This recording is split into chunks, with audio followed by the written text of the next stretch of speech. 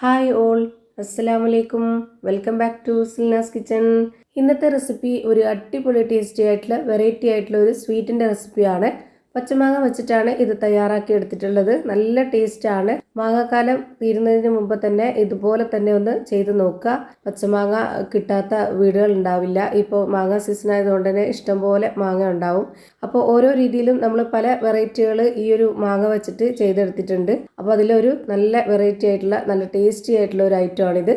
ഈ ഒരു സീസൺ ടൈമിൽ പലരും ചെയ്യുന്നത് കണ്ടിട്ട് ചെയ്തതാണ്. നല്ല ടേസ്റ്റാണ്. എന്തായാലും ഒന്ന് ട്രൈ ചെയ്ത് നോക്കണം. അപ്പോൾ ഇതെങ്ങനെയാണ് തയ്യാറാക്കുന്നതെന്ന് നോക്കാം. അതിനായി വീഡിയോ സ്കിപ്പ് ചെയ്യാതെ മുഴുവനായിട്ടൊന്ന് കണ്ടു നോക്കണേ. ഇതിനായിട്ട് ഞാനിവിടെ 3 പച്ചമാങ്ങ എടുത്തിട്ടുണ്ട്.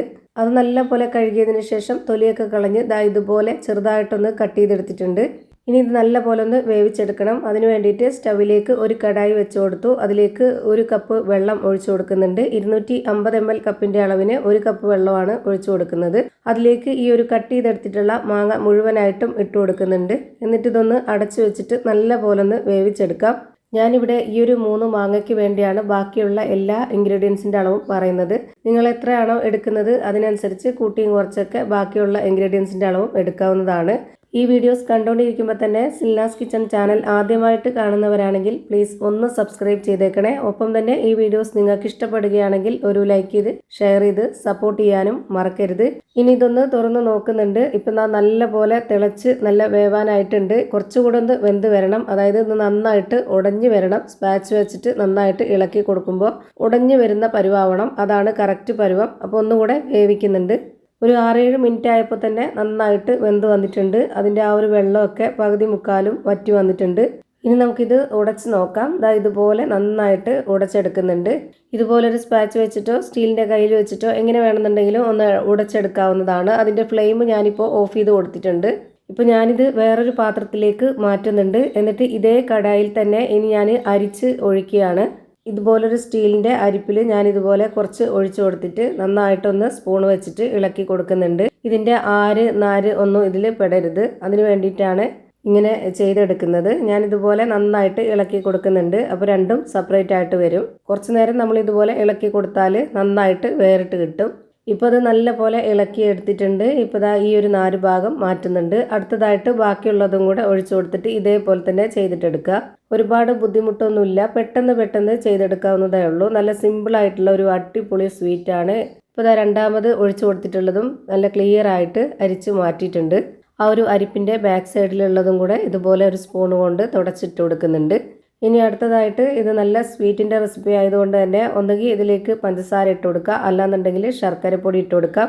ഞാനിവിടെ 250 ml കപ്പിൻ്റെ അളവിൽ 1 കപ്പ് പഞ്ചസാരയാണ് ഇട്ട് കൊടുക്കുന്നത്. അതിലേക്ക് മധുരത്തിനെ ഒന്ന് ബാലൻസ് ചെയ്യാനായിട്ടുള്ള ഒരു നുള്ള് ഉപ്പും കൂടെ ഇട്ട് കൊടുക്കുന്നുണ്ട്.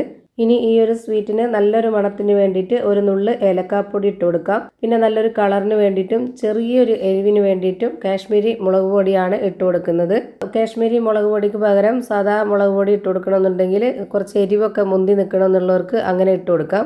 ഞാനിവിടെ ഒരുപാട് എരിവ് വേണ്ടാന്ന് കരുതിയിട്ടാണ് കാശ്മീരി മുളക് പൊടി ഇട്ട് കൊടുത്തിട്ടുള്ളത്. അതാകുമ്പോൾ കുറച്ച് കളറിൽ കിട്ടുകയും ചെയ്യും. അതുപോലെ തന്നെ കാണാൻ നല്ല ഭംഗിയായിരിക്കും. ഇപ്പോൾ ഞാനിവിടെ ഫ്ലെയിം ഓണാക്കി കൊടുത്ത ശേഷം ഹൈ ഫ്ലെയിമിലിട്ട് തന്നെ നന്നായിട്ട് ഇളക്കി കൊടുത്തുകൊണ്ടിരിക്കുന്നുണ്ട്. ഇതേ ഫ്ലെയിമിൽ വെച്ചിട്ട് തന്നെ ഒരു 5 മിനിറ്റ് ഇതുപോലെ ഇളക്കി കൊടുത്തു കഴിഞ്ഞാൽ നമുക്ക് അടിപൊളി ടേസ്റ്റി ആയിട്ടുള്ള നല്ലൊരു സ്വീറ്റ് റെഡിയായി കിട്ടും. ചെറിയൊരു എരിവും നല്ല മധുരമൊക്കെ ആയിട്ട് ഒരു അടിപൊളി ടേസ്റ്റി ആയിട്ടുള്ള സ്വീറ്റാണ് റെഡിയായി കിട്ടുക. ഇപ്പോൾ നല്ല പോലെ കളർ ചേഞ്ചായി ഈ ഒരു പരുവത്തിലാണ് വരിക. ഇനി നമുക്ക് ഇഷ്ടമുള്ള നമ്മുടെ കയ്യിൽ അവൈലബിൾ ആയിട്ടുള്ള ഏതെങ്കിലും നല്ലൊരു ട്രേയിലോ അല്ലാന്നുണ്ടെങ്കിൽ സ്റ്റീലിൻ്റെ പാത്രത്തിലോ ഇതുപോലെ ഒഴിച്ച് സെറ്റാക്കി എടുക്കാവുന്നതാണ്. ഞാനിവിടെ ആദ്യമേ തന്നെ ഇതുപോലെ ചോറ് കഴിക്കുന്ന സ്റ്റീൽ പ്ലേറ്റിൽ കുറച്ച് നെയ്യ് ഒന്ന് സ്പ്രെഡാക്കി വെച്ചിരുന്നു.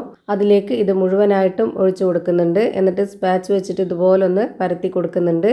ഇതുപോലെ വെന്ത് കഴിഞ്ഞാൽ ഉടനെ തന്നെ ആ ഒരു ചൂടോട് കൂടി തന്നെ സെറ്റാക്കി എടുക്കണം. എങ്കിലേ നമുക്ക് ഇഷ്ടമുള്ള ഷേപ്പിലൊക്കെ കട്ട് ചെയ്തെടുക്കാൻ പറ്റുള്ളൂ. അല്ലാന്നുണ്ടെങ്കിൽ പെട്ടെന്ന് കട്ടിയായി പോവും. എന്നാലും കുഴപ്പമൊന്നുമില്ല. നമ്മൾ വീട്ടിൽ നിൽക്കുമ്പോൾ നമുക്ക് സ്പൂൺ കൊണ്ട് കോരി കഴിക്കുന്ന ആ ഒരു പരുവത്തിലായിരിക്കും കിട്ടുന്നത്.